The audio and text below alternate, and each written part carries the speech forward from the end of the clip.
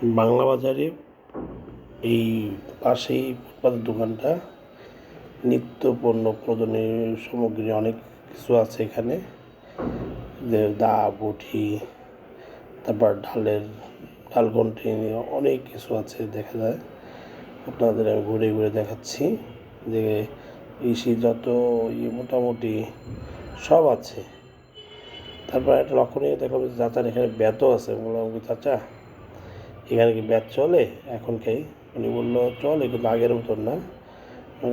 বললাম যে মজা করে আমরা ছোটোবেলা কত ব্যাতের শিক্ষকের হাতের মায়ের খাইছি পড়ার কারণে অথবা দুষ্টুমির কারণে, কিন্তু এখন তো শিক্ষকরা ব্যাত স্কুল মানে করে না। আর তবে এখনের পোলাপানগুলা এই কারণেই কিন্তু